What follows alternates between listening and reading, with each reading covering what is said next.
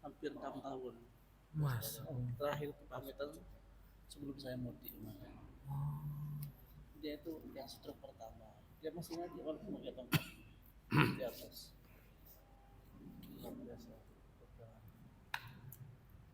Yang sebelum meninggal paginya itu masih nyari saya kata istrinya. Setelah terima ya. Kasihan. Gak sempat main lagi. Baru datang.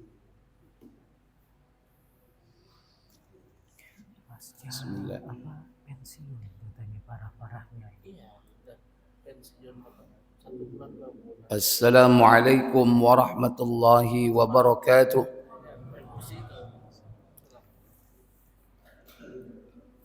Innal hamdalillahi nahmaduhu wa nasta'inuhu wa nastaghfiruh wa na'udzu billahi min sururi anfusina wa min sayyiati a'malina man yahdihillahu fala mudilla lahu wa man yudlil fala hadiya lahu wa asyhadu an la ilaha illallah wahdahu la syarika lahu wa asyhadu anna Muhammadan abduhu wa rasuluh. Allahumma salli wa sallim wa barik ala nabiyyina Muhammadin sallallahu alaihi wa ala alihi wa ashabihi wa man tabi'ahum bi ihsanin ila yaumiddin, amma ba'd. Puja dan puji syukur kita panjatkan kehadiran Allah yang telah melimpahkan nikmat kepada kita semua. Salawat dan salam semoga selalu dilimpahkan kepada junjungan kita baginda Nabi Muhammad sallallahu alaihi wasallam beserta seluruh keluarganya, keturunannya, para sahabatnya dan seluruh pengikut-pengikutnya yang setia hingga tegaknya hari pembalasan.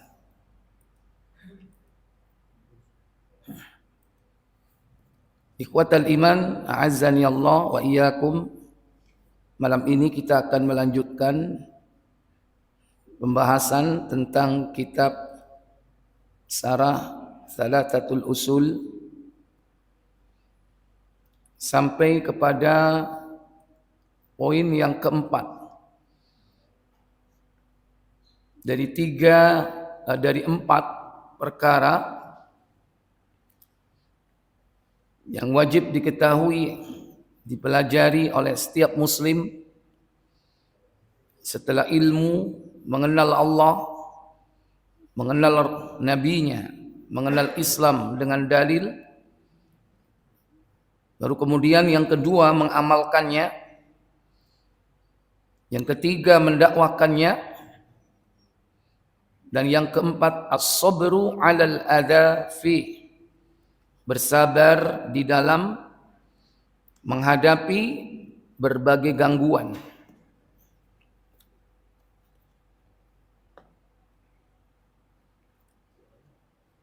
Sabar dalam menghadapi gangguan.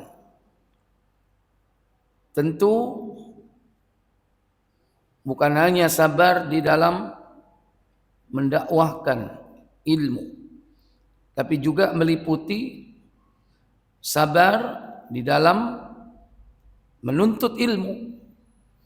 Karena yang pertama kan al-ilmu. Sabar di dalam menuntut ilmu.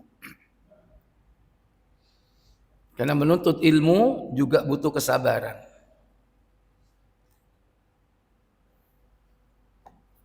Atu-atu teko ustati tibake gak teko. Sebagai para thalabul ilmi harus sabar atau tidak? Sabar. Kadang-kadang dalam perjalanan jauh, dalam kondisi cuaca apa?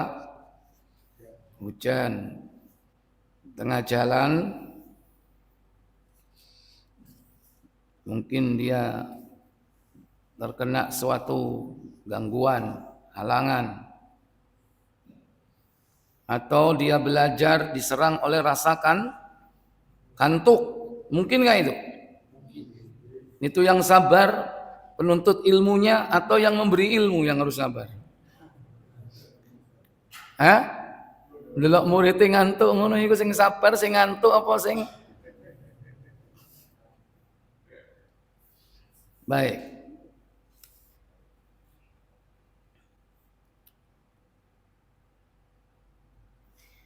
Kata Syekh Muhammad bin Shalih Al-Utsaimin menjelaskan tentang hal ini. As-sabru, sabar itu adalah habsun nafsi ala ta'atillahi, yaitu menahan diri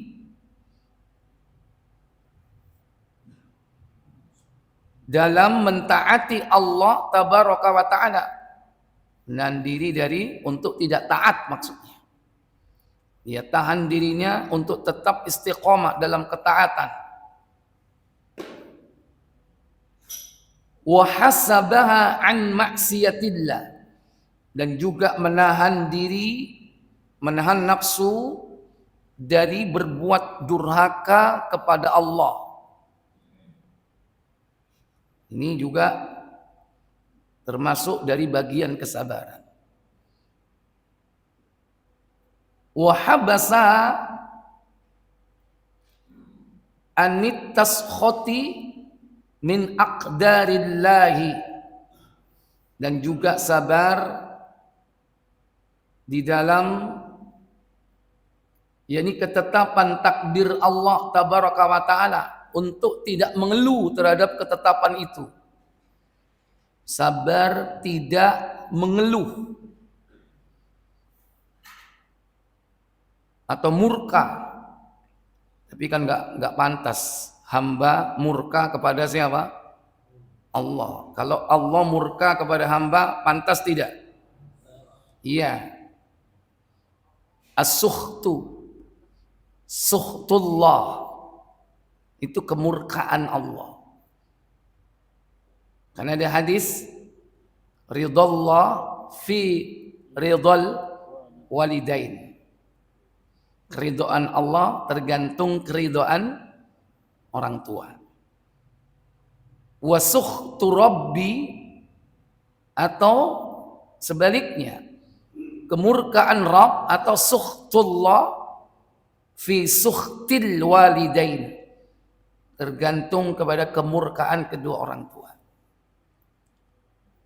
Jadi konteksnya kemurkaan Allah dulu.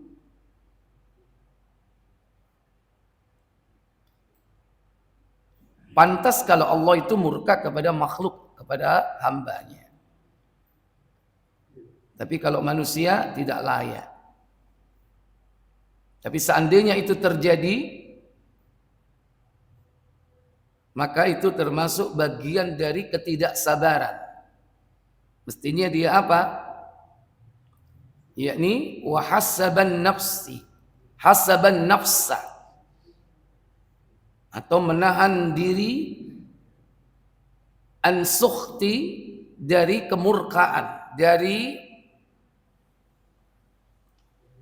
mengeluh, paling tidak bahasa yang mungkin barangkali pantas. Kalau murka itu mungkin kok manusia murka sama Allah.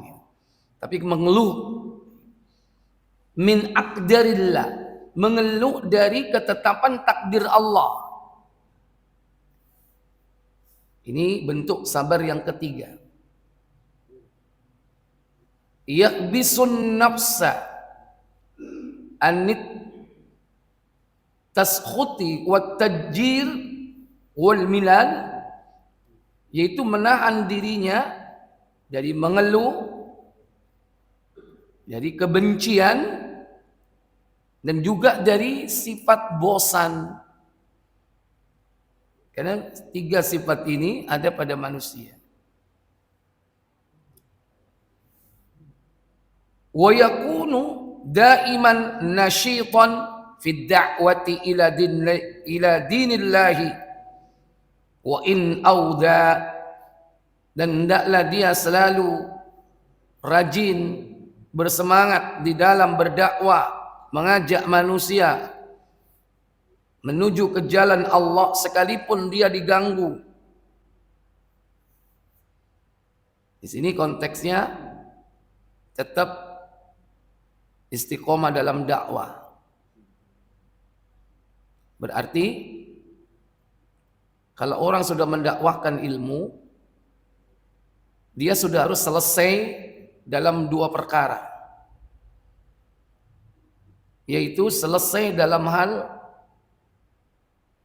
menuntut ilmu. Karena dakwah tanpa dasar ilmu rusak.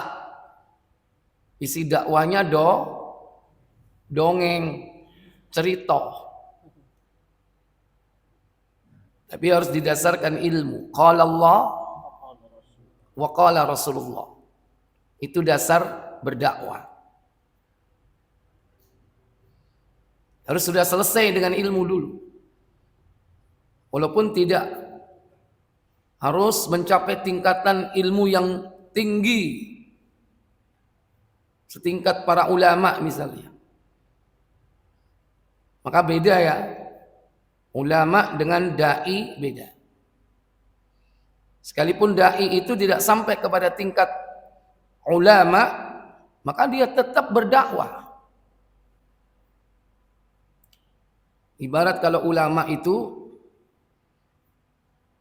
mereka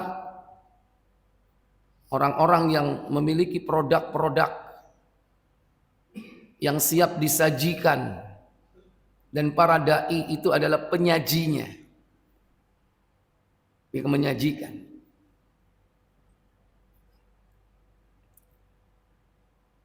Kalau produk itu seperti makanan misalnya, maka para ulama itu ibarat chefnya, dia yang meracik makanan. Dia punya produk yang siap untuk disajikan. Soto, rawon, gulai. Ulama itu harus paham tentang sumber pendalilan, sumber hukum, Quran dan Sunnah. Chef itu harus punya ilmu tentang bumbu dan teknik memasak, tahu bahan-bahan. Oh ini empon-empon, oh ini bawang, berambang, laos, macam-macam, tahu harus. Kemudian diramu, diracik, jadilah bumbu. Bumbu dibikin masakan. Masakan siap tersaji. Siapa yang menyajikan? Yang menyajikannya adalah para dai. Seperti saya ini. Ini penyaji produknya ulama. Saya bukan ulama. Kalau ulama itu yang meracik bumbu, memasak, menyajikan produknya. Maka dai, para mubalik, mereka hanya menyajikan. Ini sudah jadi. Apa yang sudah jadi? Ini Riyadhus Shalihin, karya Imam An-Nawawi. Imam An-Nawawi ini termasuk ibarat kalau dia ahli memasak, dia chef. Dia mengambil dari kitab Bukhari, Muslim, Abu Dawud, At-Tirmidzi, An-Nasai, Ibnu Majah, Kutubus Sittah, Kutubut Tis'ah, kitab yang 9. Kemudian beliau ramu, ini khusus bab tentang akidah, akhlak, bab tentang zuhud. Jadilah produk. Ada Riyadhus Shalihin. Ada makanan yang sederhana, snack 40 hadis. Namanya apa? Arba'un An-Nawawi. Ada lagi kitab produk para ulama. Ada Imam Ibnu Hajar Al-Asqalani. Dia punya kumpulan hadis kemudian dengan sistematika mulai dari bab thaharah sampai seterusnya. Dia bikin satu produk namanya yaitu Bulughul Maram. Siapa yang menyajikan? Para dai, para asatid. Ini bukan ulama, jauh. Begitulah. Jadi seorang dai itu harus selesai dengan apa? Dengan ilmu. Artinya dia harus sudah belajar ilmu walaupun belum sampai tingkat sebagai para ulama. Walaupun dia bukan chef, tapi dia banyak tahu tentang apa? Makanan. Kon kepingin apa? Rawon. Kepingin rawon, ayo melaku. Surabaya ono rawon gendruwo misalnya. Ojo nyebut produk kenan. Itu contohnya. Selesai yang pertama dari ilmu. Selesai yang kedua dari apa? Dari mengamalkan ilmu. Karena ilmu itu setelah diketahui harus diapakan? Diamalkan. Sebelum didakwahkan. Maka ditakutkan nanti kalau dia mendakwahkan ilmu sementara ilmu itu belum diamalkan, dia diancam oleh Allah. Atamuruna an-nasa bil birri wa tansawna anfusakum wa antum tatluna al-kitab afala ta'qilun. Atamuruna an-nas, kenapa kau memerintahkan manusia bil birri untuk mengerjakan kebaikan wa antum apa? Wa tansawna anfusakum, sementara kau melupakan dirimu sendiri. Kau lupakan dirimu sendiri padahal kau sudah berilmu. Kenapa enggak keamalkan? Dari mana letak ilmunya? Wa antum tatlunal kitab, dan engkau membaca Alkitab. Dia sudah tahu berarti. Dan dia perintahkan orang lain sementara dia berilmu, tapi belum diamalkan. Dia melalaikan dirinya sendiri. Ayo ngulon. Dewe gak budal. Sing bahaya mana? Ayo ngulon. Dewe malah ngetan. Nah itu sing luwih bahaya. Seandainya dia tidak ke arah timur, ngulon ke barat, dia diem saja, itu aja salah. Mentalnya mental apa itu? Kernet atau calo. Lon, Jombang. Sing nang terminal iki lho. Iya kan? Begitu banyak orang naik, dia ikut enggak? Enggak ikut. Itu apa namanya kalau di sini? Calo ya? Calo, ngajak uang tapi dia gak melok budal. Ngajak uang tapi gak ngelakoni. Calo itu. Itu namanya atamuruna an-nasa bil birri wa antum tansawna anfusakum. Kau melupakan dirimu. Itu diancam. Dan banyak beberapa ayat yang berkaitan dengan hal itu. Maka di sini disebutkan wa yakunu daiman nashitan fid da'wati ila dinillahi wa in auda, dan hendaklah engkau senantiasa rajin terus menerus dalam berdakwah, mengajak manusia kepada jalan Allah sekalipun kau diganggu. Ya tentu bukan dalam hal dakwah, tapi juga sabar ketika menghadapi gangguan dalam menuntut ilmu. Termasuk harus sabar. Menuntut ilmu, kenapa harus sabar? Kadang-kadang diojo-ojoi. Apa kon? Ngaji nang kono iku. Iku kelompok radikal iku. Garis keras. Delok nae wonge. Ya kan? Serem-serem. jenggoten. Hati-hati kono kono. Iku pengajiane para teroris kon, dicekel kon. Soalnya masjid iku diinteli. Wis jadi apa? Target. Jadi target, disoroti. Pernah ditakut-takuti begitu? Hah? Oh sering. Waduh, sering lah. Nah itu berarti harus sabar kita ini. Sabar dalam menuntut ilmu. Biasanya orang yang ngojok-ngojoki seperti itu, melok ngaji nggak? Hah? Nggak pernah ngaji. Sepisan aja nggak tahu. Makanya antum harus bantah. Kon niku ojo ngojok-ngojoki wong. Rungokno dhisik ta, apa sing dipelajari. Ayo budalo. Kak. Ya sampai kapanpun dia kan seperti itu.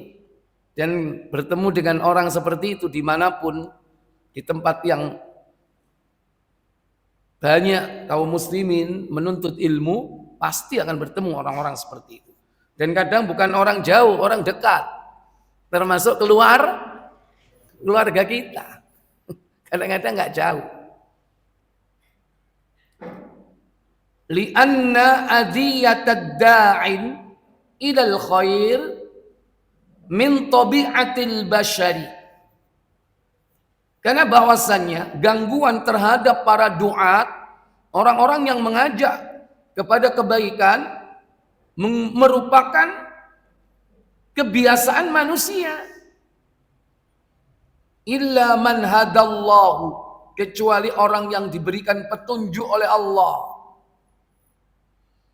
Kama qala Allah Ta'ala li nabiyhi sallallahu alaihi wasallam, sebagaimana firman Allah Jalla wa Ala kepada nabinya, yaitu di dalam surah Al-An'am, surah yang ke-6, yaitu pada ayat yang ke-34. Allah Jalla Jalaluh berfirman dalam ayat tersebut, walaqad kudzibat rusulun min qablika fasabaru ala ma kudzibu wa udhu hatta atahum nasruna wala mubaddila likalimatillah walaqad ja'aka min naba'il mursalin. Ini kok terjemahi bahasa Inggris? Silakan baca. Dan sesungguhnya rasul-rasul sebelum engkau pun telah didustakan, tetapi mereka sabar terhadap pendustaan dan penganiayaan yang dilakukan terhadap mereka, sampai datang pertolongan kami kepada mereka, dan tidak ada yang dapat mengubah kalimat-kalimat ketetapan Allah. Dan sungguh telah datang kepadamu sebagian dari berita rasul-rasul itu. Ya. Walaqad kudzibat rusulun min qablika. Dan sesungguhnya telah didustakan pula para rasul sebelum kamu. Sebelum siapa? Sebelum Nabi Muhammad sallallahu alaihi wasallam. Fasabaru ala ma kudzibu, akan tetapi mereka sabar terhadap pendustaan, wa udzu, dan penganiayaan terhadap mereka. Sabar terhadap apa? Dua tadi disebutkan apa? Yaitu kudzibu, kedustaan yang dilakukan oleh umat Nabi tersebut, dan juga penganiayaan, bahkan sampai ada yang menganiaya, bahkan sampai ada yang mati di tangan, yaitu umatnya. Nabi siapa yang dibunuh oleh kaumnya? Yahya. Nabi Yahya bin Zakaria, termasuk juga bapaknya siapa? Nabi Zakaria mati di tangan mereka, umatnya sendiri. Dan itu kelakuannya siapa? Bani Israel. Karena Bani Israel itu hobinya membunuh para nabi. Itu hobi mereka. Dan Bani Israel ini memiliki rentang waktu yang panjang. Mereka banyak berjumpa dengan para nabi. Sejak zaman Nabi Yusuf. Nabi Yusuf. Bani Israel berarti anak dari Yakub. Salah satu anak Yakub yang menjadi nabi siapa? Yusuf. Lihat bagaimana saudara-saudara Yusuf hendak membunuh siapa? Yusuf. Itu perbuatan mereka ini dimulai dari bapak moyang mereka sendiri, yakni dari Bani Israel itu, sampai kemudian nabi-nabi berikutnya. Sekalipun Nabi Yusuf tidak sampai mati, tapi bisa jadi dicemplung no sumur, ditinggal sendirian di situ, bisa mati atau tidak, masih anak-anak lagi. Cuman Allah menolongnya.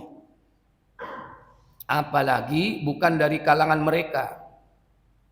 Ketika Bani Israel kecewa berat, muncul nabi yang diharap dan digadang-gadang bukan dari Bani Israel, muncul dari bangsa Arab. Makanya mereka kecewa berat. Tidak sedikit upaya yang dilakukan oleh mereka untuk membunuh Nabi kita Muhammad sallallahu alaihi wasallam sampai kepada akhir perjalanan beliau pada saat perang Khaybar. Nabi dikasih daging kambing yang sudah dibubuhi racun, dan racun itu bekerja tidak spontan. Walaupun ada yang sampai mati seketika, tapi Nabi sampai beberapa bulan belum mati, bahkan beberapa tahun. Karena Bani Israel dari dulu itu ahli dalam meracik racun, bisa disetting ini untuk sekian tahun, ini sekian tahun baru mati. Karena sakitnya Nabi selama 5 hari tidak ikut sholat berjamaah, itu racun yang dulu dibubuhkan di daging kambing itu bekerja. Itu perang Khaybar sampai tahun ke-11 Hijriah, hampir lebih dari 3 tahun, dan itu membekas di leher beliau, terlihat menjelang kematiannya. Maka kalau boleh dikatakan Nabi itu meninggal ya akibat reaksi dari racun itu. Ini disampaikan pada beberapa pekan yang lalu di Masjid Nabawi oleh Ustadz Dr. Ariful Bahri yang sedang mengisi kajian ya di pintu 19, rutin itu tiap habis maghrib. Kalau antum umroh jangan lewatkan, hadir setiap habis maghrib di pintu 19. Ya, beliau masih mengisi satu-satunya kajian berbahasa Indonesia. Sudah lebih dari 5 tahun ya. Beliau mengisi dan dipercaya untuk mengisi kajian di situ. Yang datang banyak orang-orang Indonesia, Malaysia, Filipina, ya, Singapura ya. Karena beliau kan bahasanya logatnya logat Melayu karena beliau asli orang Riau. Jadi logatnya cocok sama Malaysia dan orang-orang Melayu lainnya. Baik. Ikhwatal iman azani Allah. Wa kullama qiyat al-adiyata quriban nasru. Maka semakin kuat gangguan yang dilakukan oleh orang-orang yang menentang dakwah, maka semakin dekatlah pertolongan itu. Walaysan nasra mukhtassan bi ayyan sura al-insana fi hayati. Dan bukan hanya pertolongan yang diberikan oleh Allah kepada para penyeru atau pendakwah yang mengajak kepada Allah. Secara khusus pertolongan itu diberikan kepada manusia saat yakni penyeru itu masih hidup. wa yara athara da'watihi, sehingga dia bisa melihat dampak hasil daripada dakwahnya. Qad tahaqqaqa bal an-nasru yakunu walau ba'da mautihi. Bahkan pada hakikatnya sering terjadi pertolongan itu justru diberikan oleh Allah kepada para dai itu setelah kematiannya. Bi ayyaj'alallahu fi qulubil khalqi qabulan lima da'a ilaihi, yaitu dengan cara Allah menjadikan hati-hati manusia yang dulu telah didakwai itu menerima lima da'a ilaihi, dari apa yang telah diserukan oleh dai itu kepada mereka. Wa akhadan bih, menerimanya. Wa tamassakan bih, dan berpegang teguh kepada seruan itu. Fa inna hadha ya'tabiru nasran li hadha ad-da'iyati wa in kana mayyitan. Maka sesungguhnya ini merupakan bentuk pertolongan Allah terhadap yakni dai-dai penyeru jalan Allah itu, sekalipun mereka sudah menjadi mayit atau sudah mati. Kadang ada orang berdakwah itu waktu dia masih hidup dakwanya ditolak. Begitu dia sudah mati, banyak yang kemudian menerima dakwahnya. Bahkan secara masif manusia berbondong-bondong menerima dakwah orang tersebut. Padahal wonge wis mati. Orang yang sudah mati tahu nggak ya? Hah? Nggak tahu. Nggak mungkin urip bendelok. Alhamdulillah dakwahku diterima. Nggak ada seperti itu. Misalnya seandainya para aulia, para wali yang dulu pernah berdakwah di tanah Jawa ini tahu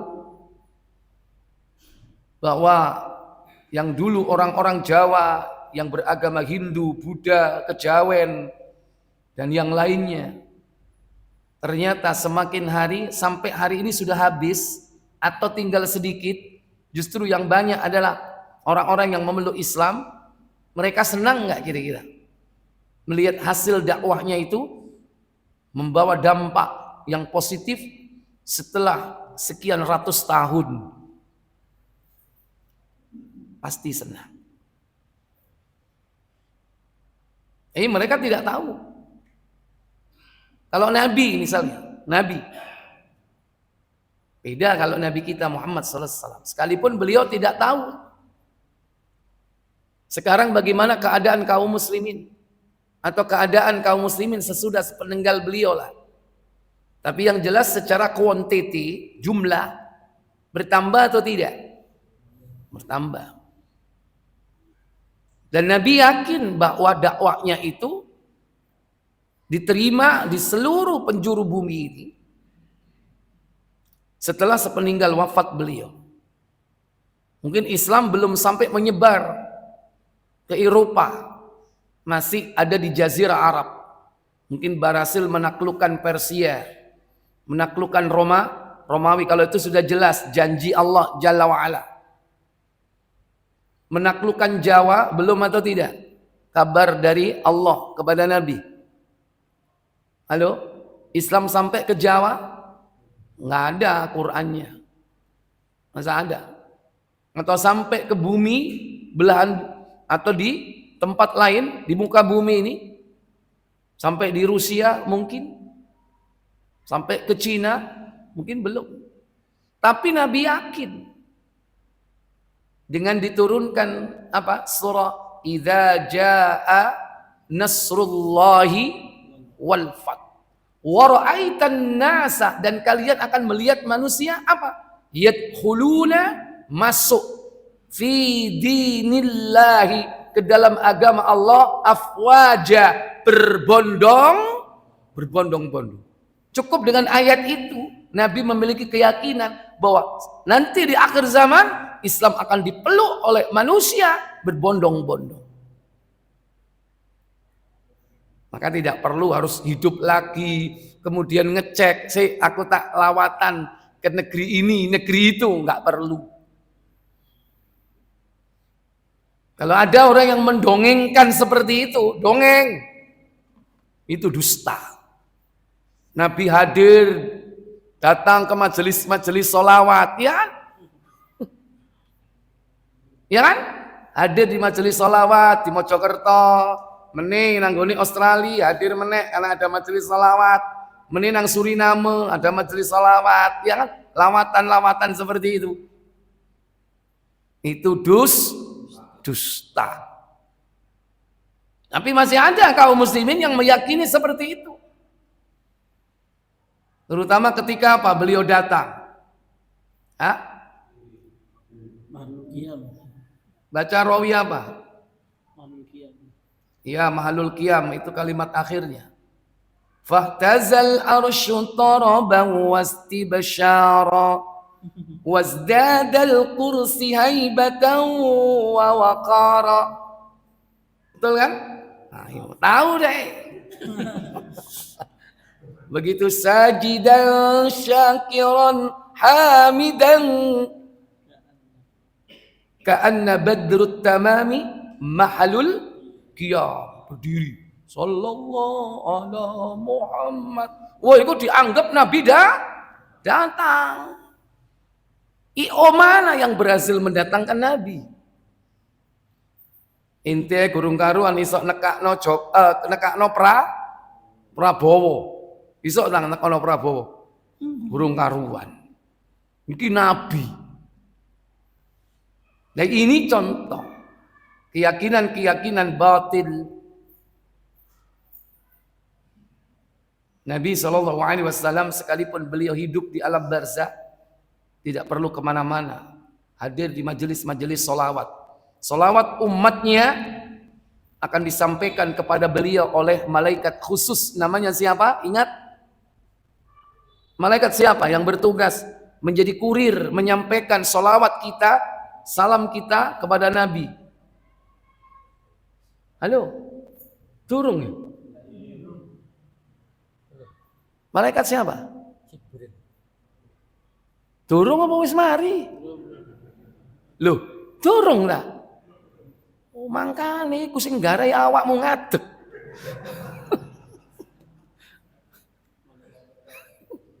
Malaikat siapa? Malaikat sayyahin. Seeling untung ana ustate. Nek gak ngono tak bukakno, kok tambah kesuwen sampe. Malaikat sayyahin. Itu tahu kemarin kajian di sini atau browsing? Hah? Lupa. Ingat ya? Ya pernah kan? Oh ya, pernah ya. Tak pikir browsing ku mau dulu HP. Harapnya ya dia gak situ. Ya, baik, kembali. Jadi bisa jadi dai-dai yang lelah dulu berdakwah, hasil dakwahnya itu bisa dirasakan dampaknya itu setelah kematiannya. Apa rek? Apa ribut apa yuk? Yes, ini bukan An-Nasai, bukan An-Nasai. Bu. Kurung duwe An-Nasai. Iya. 1281.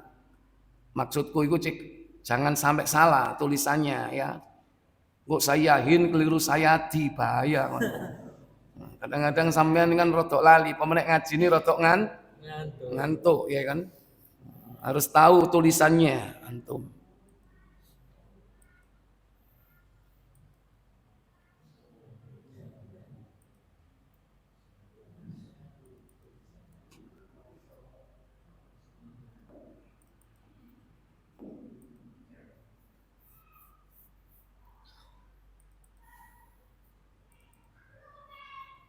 Silakan.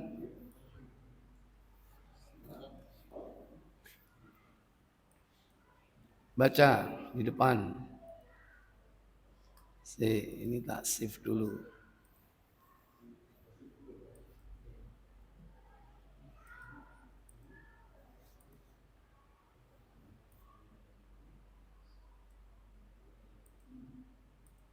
Ayo.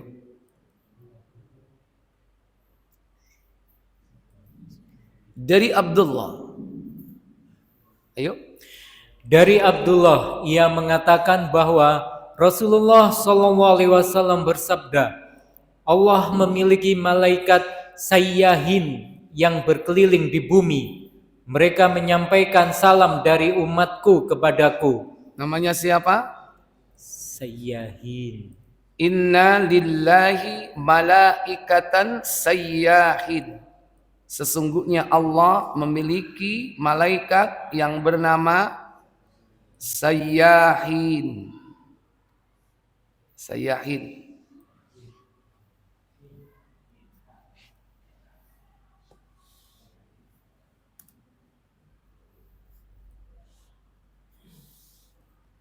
Nih tak gede no.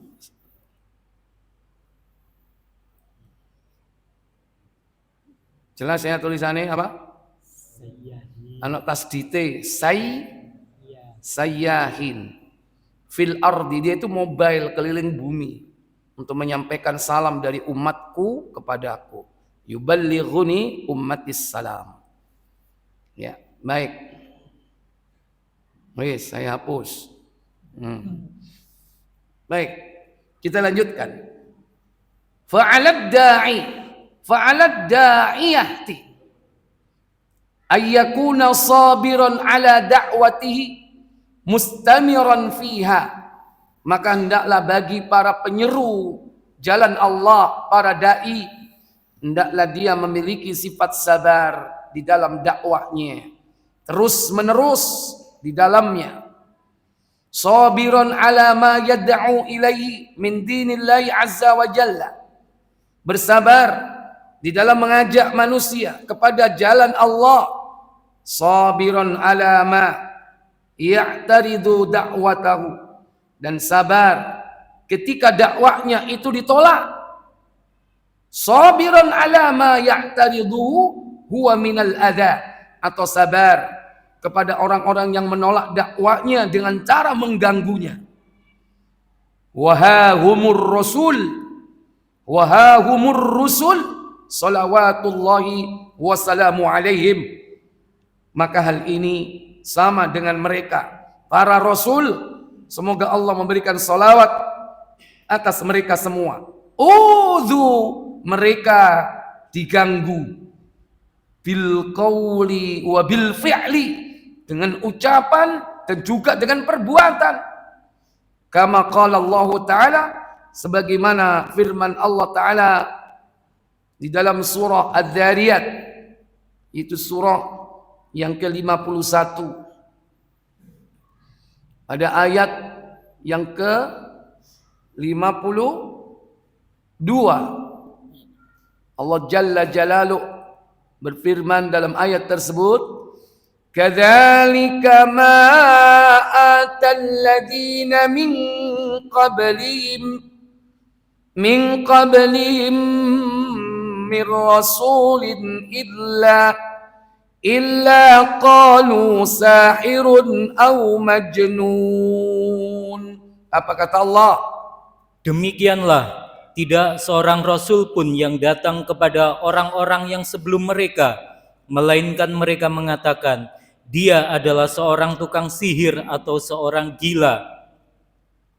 Itulah ucapan kaumnya.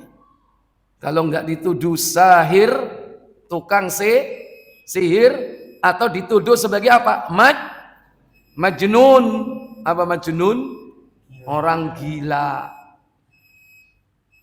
Demikian pula di dalam surah Al-Furqan, itu surah yang ke-25 pada ayat yang ke-31.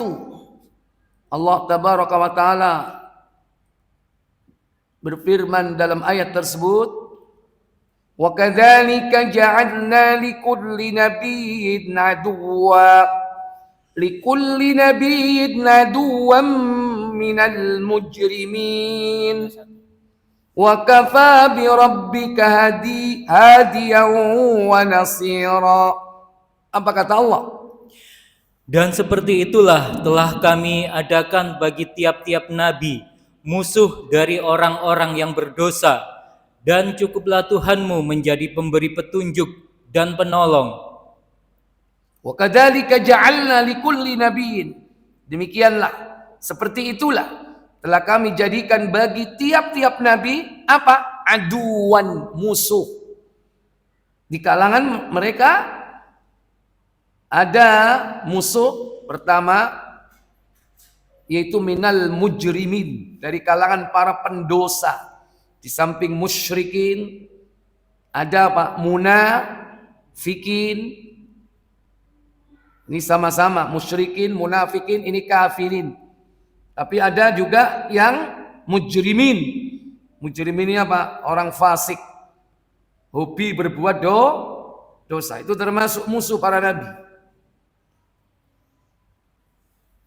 Wa kafa bi rabbika hadiyan wa nasira, dan cukuplah Rabbmu menjadi pemberi petunjuk dan penolong.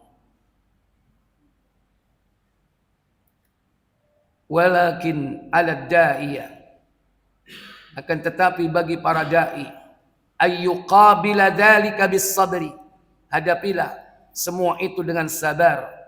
Wanzur ila qaulillahi azza wa jalla li rasulih sallallahu alaihi wasallam, dan perhatikan apa yang telah diucapkan Allah kepada Rasulnya Muhammad sallallahu alaihi wasallam, yaitu di dalam surah Al-Insan, surah Ad-Dahr, nama lain daripada Al-Insan, itu surah yang ke-72 ayat 76. Itu pada ayat yang ke-23 Allah Jalla Jalaluh berfirman,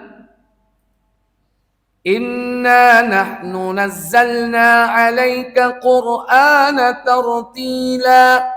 Apa kata Allah Jalla wa Ala? Sesungguhnya kami telah menurunkan Al-Quran kepadamu, hai Muhammad, dengan berangsur-angsur. Fasbir li hukmi rabbika wa la tuti' minhum athiman aw kafura. Apa katanya? Maka bersabarlah kamu untuk melaksanakan ketetapan Tuhanmu, dan janganlah kamu ikuti orang yang berdosa dan orang yang kafir di antara mereka. Ya. Fasbir li hukmi, bersabarlah kalian untuk melaksanakan hukum ketetapan dari Rabbmu.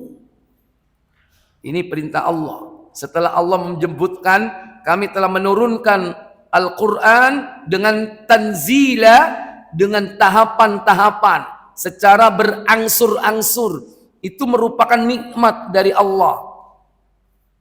Kalau seandainya diturunkan langsung 30 juz, tentu ceritanya beda. Dengan diturunkan Al-Quran secara berangsur-angsur, itu ringan bagi beliau. Maka kemudian dengan cara itulah Nabi diperintah fasbir li hukmi rabbik, maka bersabarlah kamu untuk melaksanakannya. Kana minal muntadzir ayyuqala fashkur ni'mata rabbika. Maka para mufassir menjelaskan tentang ucapan Allah yang artinya adalah bersyukurlah atas nikmat Rabbmu. Walakinnahu azza wa jalla, sekalipun nanti kemudian Allah berfirman fasbir li hukmi rabbik, bersabarlah kalian dalam melaksanakan ketetapan Rabbmu. Wa fi hadza isyaratun ila anna kulla man qama bihadzal Qur'an fala budda ayyanalahu mayyanalahu ma yahtaju ila sabrin.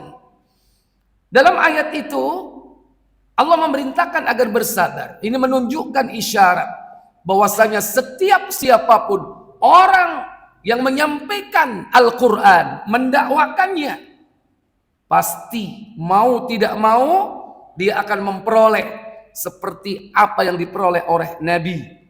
Dan tentu mereka sangat-sangat membutuhkan, berhajat kepada kesabaran sebagaimana kesabaran para nabi. Wandur ila halin nabi. Perhatikan bagaimana tentang keadaan Nabi sallallahu alaihi wasallam. Hina darabahu qaumuhu, ketika kaumnya memukulnya. Memukulnya bisa jadi melempari dengan apa? Batu. Ketika di mana? Dakwah di Taif. Ketika dakwah di Taif, itu puncaknya Mekah ya, karena dataran tinggi. Sekarang jadi salah satu destinasi wisata. Karena di sana tidak ada ritual yang harus dilakukan.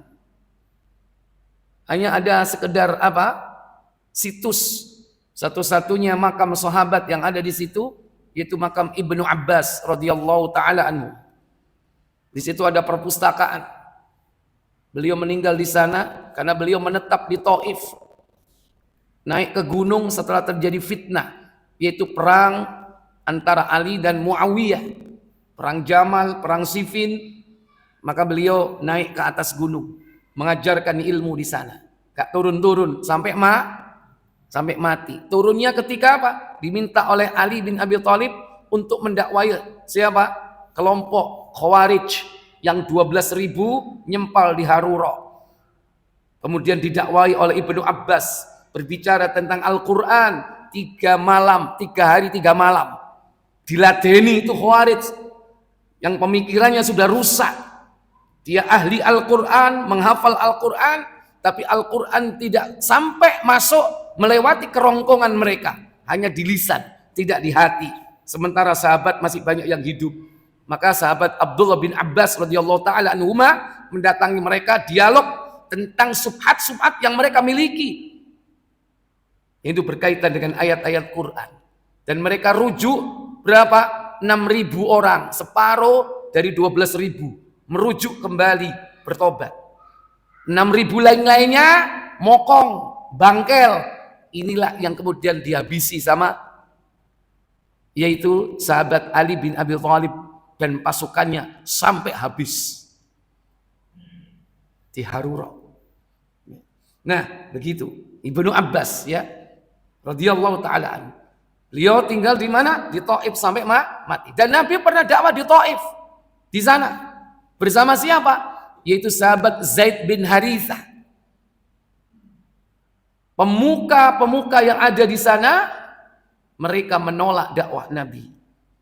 Bahkan memprovokasi anak-anak kecil untuk melempari Nabi dan sahabat. Sampai berlumur darah, kaki beliau berdarah-darah.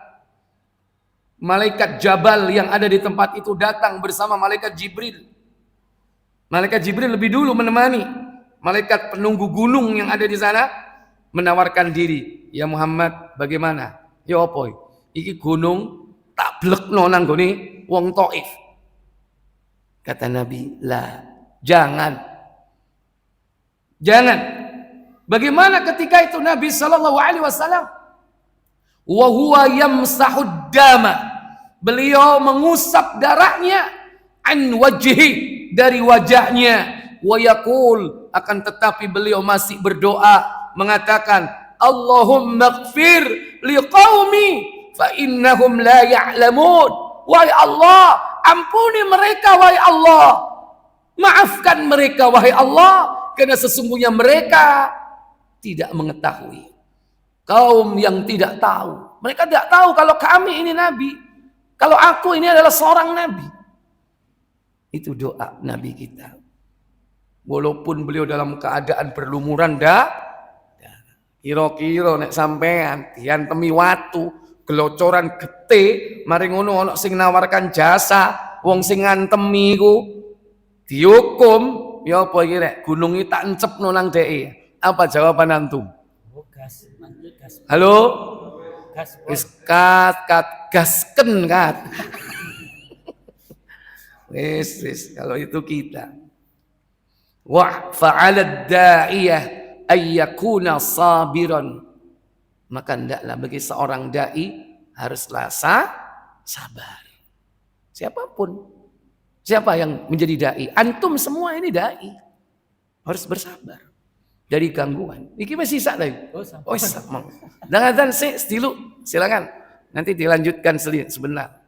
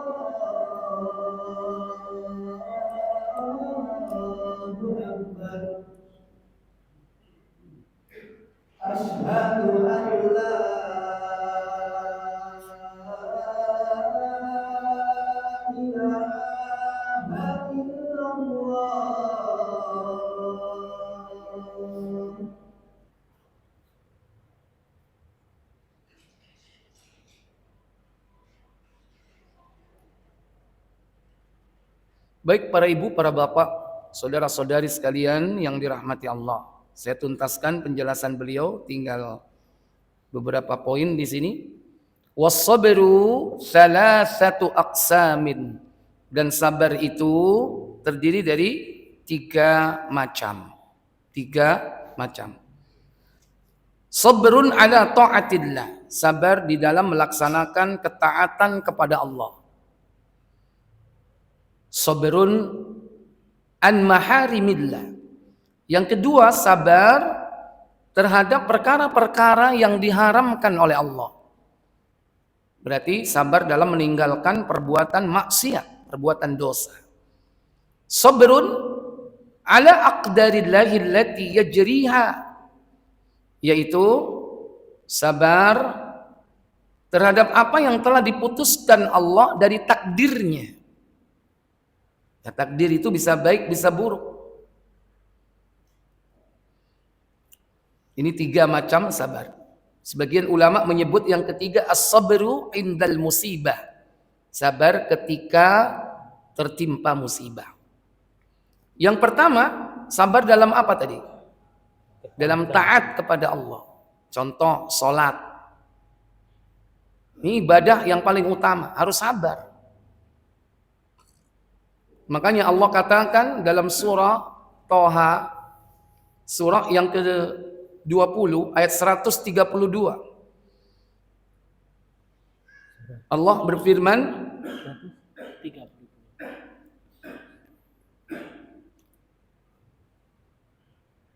wa'mur ahlaka bis-salati wastabir 'alaiha la nas'aluka rizqa nahnu narzuquk wal 'aqibatu littaqwa.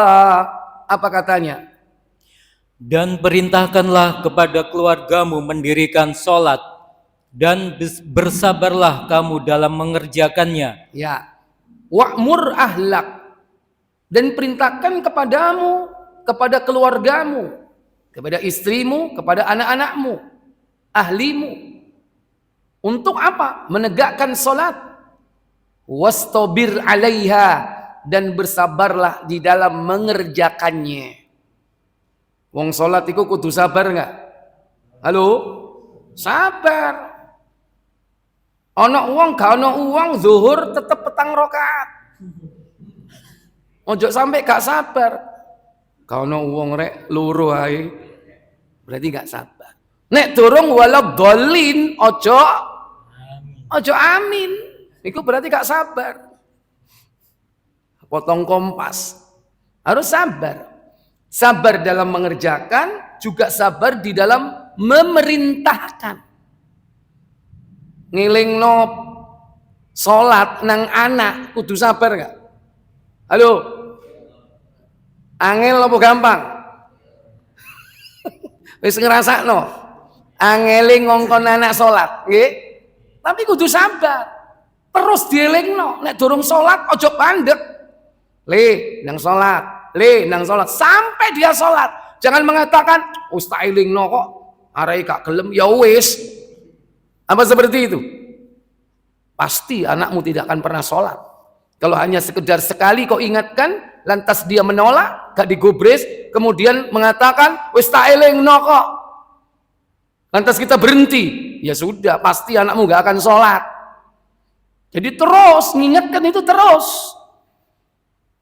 Dalam satu waktu sholat terus diingatkan sampai dia sholat. Dan nanti masuk sholat berikutnya kadang ngelingno maneh. Betul nggak? Taltulai. Dan memang kenyataannya begitu. Dan itulah Allah yang akan menilai prosesnya. Allah nggak menilai hasil kok. Justru perjuangan seperti itu nilainya besar di hadapan Allah. Antum bersyukur punya anak sholat gak dikongkon. Syukur nggak? Bersyukur nggak? Bersyukur. Tapi nilai perjuangan antum beda. Beda dengan yang masih nyuruh, masih harus membangunkan. Itu perjuangan luar biasa. Makanya diperintah bersabar dalam mengerjakan, di dalam memerintahkan. Dalam mengerjakan, apa kata Allah di situ? La nas'aluka rizqa. Aku enggak minta rizki kepadamu. Nahnu narzukuk. Kamilah yang memberi rizki kepadamu. Allah kaitkan antara sholat dengan rizki. Apa maksudnya? Banyak orang meninggalkan sholat. Alasan nyambut gawe. Kan kok telat sholatmu? Iya, orang akeh kerjaan. Dipikir dia sing mangan. Padahal yang ngasih makan siapa? Allah. Dipikir kalau dia pekerjaannya terbengkelai, ya, ditinggal, lantas dia nggak bisa makan. Enggak. Itu artinya apa? Kalau kau sudah dipanggil hayya 'alas shalah, datangi sholat itu. Segera. Kecuali kamu udzur, ada udzur syar'i. Memang keblek ya. Keblek apa? Baru ada udzurnya. Kalau enggak harus tetap datangi segera. Kenapa? Jangan kita punya alasan nanti ditinggal customer, iki wis antri kira. Nek gak tak layani, iki melayu nang toko sebelah. Tapi iki Jumatan iki hayya 'alas shalah wis adzan. Antara tak tutup apa tak layani, karek wong telu iki. Gimana kira-kira? Tutup apa dilayani? Temenah. Nek wis ketok duwike sampean mikir kadang-kadang. Iya kan? Iki nek gak tak layani tapi wis hayya 'alas shalah, gak tak layani, melayu nang tonggo sebelah. Itu kan pikiranmu kan begitu. Makanya dikaitkan apa? Dengan rizki. La nas'aluka rizqa. Aku enggak minta rizki kepadamu, kata Allah. Itu sebagai apa? Taukid, penguat bahwasanya apa? Nahnu narzukuk. Kami yang akan memberi rizki kamu. Ojo kuatir perkara rizki. Wa may yattaqillaha yaj'al lahu makhraja. Mestinya begitu. Kalau kau bertakwa, Allah akan memberi jalan keluar. Kalau dia yakin, maaf Pak, sudah adzan, saya termasuk telat. Biasanya saya sebelum adzan sudah di masjid. Iki gara-gara sampean, Mak. Sepurane ya, tak tutup gretek. Monggo sampean nek nang toko sebelah, monggo silakan. Begitu mulai teko masjid, lu, sampean kok nang kene? Iya, Cak. Aku gak percaya mbek itu kuliah nih, aku percaya mbek sampean. Sopo sing gawe kaya ngono? Allah. Enggak lari kemana namanya rizki, ya kan? Enggak akan tertukar dengan orang lain rizki itu. Enggak akan lari kalau sudah rizki. Lu sampean ngenteni ket mau, iya. Lu sampean gak Jumatan, aku wong kafir, Cak. Tiba-tiba jual beli ambek wong kafir, boleh gak? Oh boleh. Urusan jual beli ya kan selesai, nggak ada urusan apa-apa. Muamalah boleh ya kan. Tak pikir sampean iku muslim, nek delok jenengmu kok soleh. Iya Cak, biyen jenengku soleh, bapakku wong Islam Cak, tapi aku murtad. Ya. Sabar dalam taat kepada Allah. Sabar dalam meninggalkan maksiat. Itu juga harus sabar. Terutama Pak, bagi mereka yang sudah Pak pernah melakukan perbuatan maksiat. Itu effortnya, upaya dan usahanya harus lebih gede. Kenapa? Karena wis ro dalane. Itu harus sabar. Mantan peminum khamr sekarang berhenti, tobat. Itu harus sabarnya harus lebih Kak, dibandingkan yang belum pernah minum khamr seumur hidup, belum pernah merasakan, belum pernah punya memori, belum pernah memiliki track record minum khamr. Beda dengan yang punya track record minum khamr.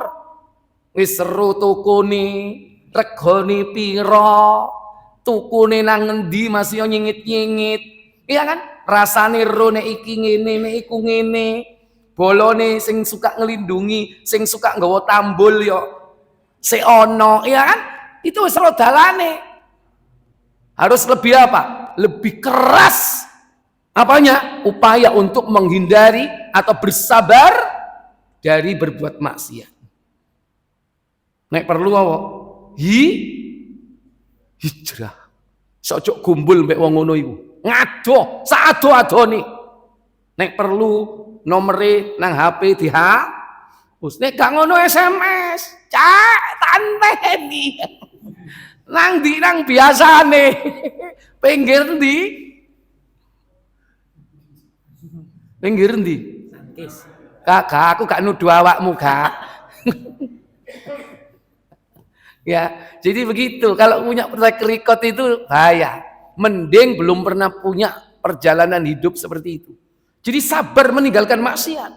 Itu termasuk juga upayanya besar sekali. Dan sabar tatkala tertimpa musibah. Wallahu a'lam.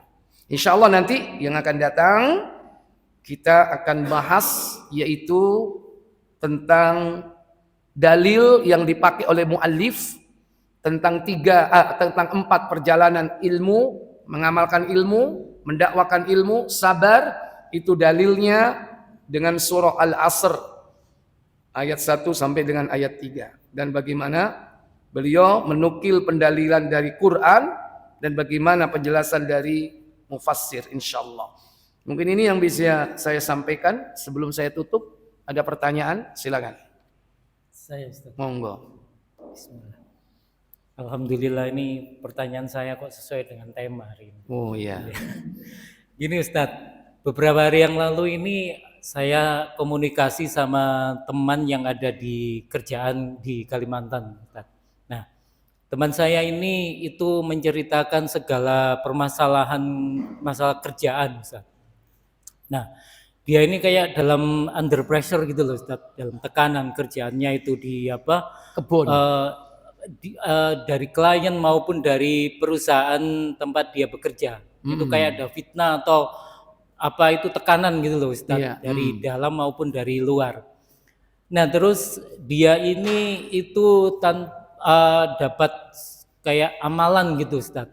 Nah dia itu setiap habis sholat itu membaca sholawat tibil kulub itu Ustaz. Nah itu dia rutinkan Ustaz. Dia rutinkan setiap kali sholat itu dzikirnya itu sebanyak-banyaknya atau apa itu saya kurang paham. Nah, wallahu a'lam ya. Terus setelah beberapa hari dia mengamalkan itu, perlahan-lahan itu kayak orang yang mendolimi dia di tempat kerjanya tuh kayak kualat gitu loh Ustaz. Jadi akhirnya sedikit demi sedikit itu dia terbebas dari segala permasalahan yang di tempat kerjanya itu. Nah, saya tanya itu amalan itu dapat dari mana? Katanya dari Ustadz gitu. Nah, menyikapi hal seperti itu tuh bagaimana Ustadz? Saya menjelaskannya itu juga kok kayak mana ya, pusing juga saya ini Ustadz. Iya. Yeah. Baik. Berkaitan pertama dengan ibadah secara umum. Sholawat itu ibadah atau tidak? Ibadah. Sholawat itu ibadah. Nah, secara umum amal ibadah yang harus kita lakukan itu sifatnya tauqifi. Tauqifi itu build up langsung dari Allah. bukan racian manusia, bukan rumusan atau formula yang diciptakan oleh manusia. Nggak boleh manusia menciptakan formula ibadah, nggak boleh. Formulanya itu langsung dari Allah. Itulah yang dimaksud dengan tauqif. Jadi sholat, puasa, haji, umroh, termasuk zikrullah, termasuk sholawat. Sholawat itu ibadah. Para sahabat dalam urusan sholawat dia tidak lancang, kemudian bikin-bikin sendiri. Mereka, para sahabat Nabi itu, untuk bersolawat kepada beliau itu minta petunjuk. Seperti Abu Sa'id Al-Khudri, Abu Humaid As-Sa'idi, Abu Hurairah, juga termasuk sahabat-sahabat yang lain.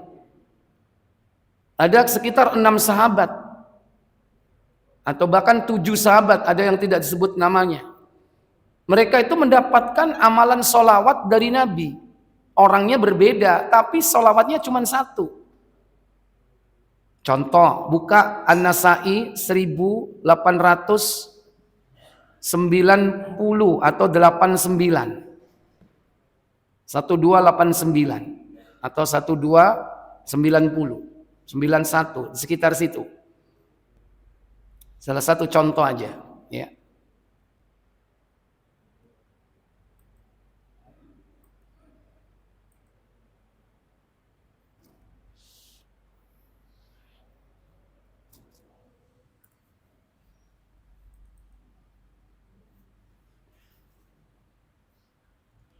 Ini dari Tolha bin Ubaidillah, dari 6 orang sahabat, ya, ada sahabat yang bernama Tolha bin Ubaidillah.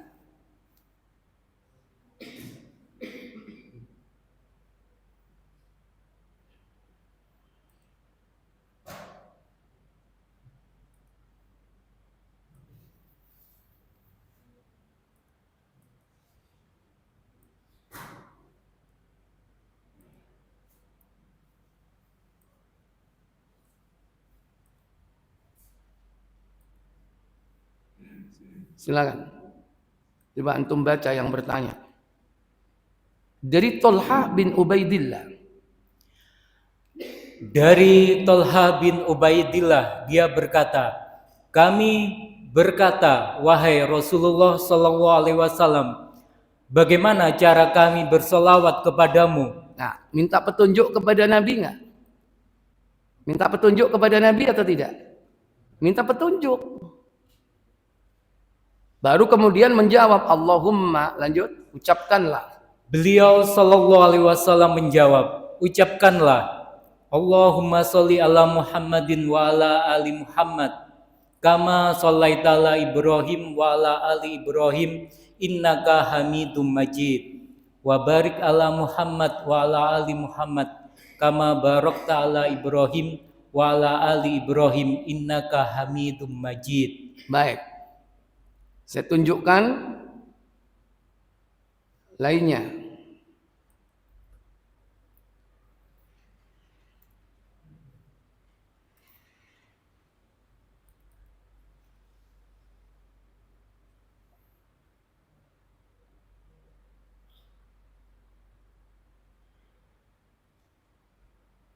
Abu Sa'id Al-Khudri, ya, tadi disebutkan 1292.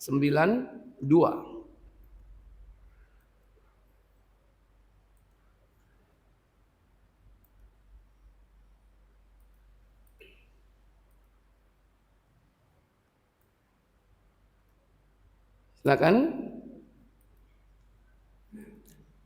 Dari Abu Sa'id Al-Khudri. Dari Abu Sa'id Al-Khudri, dia berkata, kami bertanya kepada Rasulullah Sallallahu Alaihi Wasallam, wahai Rasulullah Sallallahu Alaihi Wasallam, kami telah mengetahui cara mengucapkan salam kepada engkau. Lalu bagaimana cara bersolawat kepadamu? Ya. Ya Rasulullah, qad arafna assalamu alaika. Sungguh aku mengetahui, wahai Rasul, bagaimana cara aku bersalam kepadamu? Fa kaifas salatu alaika? Sekarang bagaimana caranya aku bersolawat kepadamu? Kata Abu Sa'id Al-Khudri, kalau salam aku sudah tahu, kalau salawat belum tahu.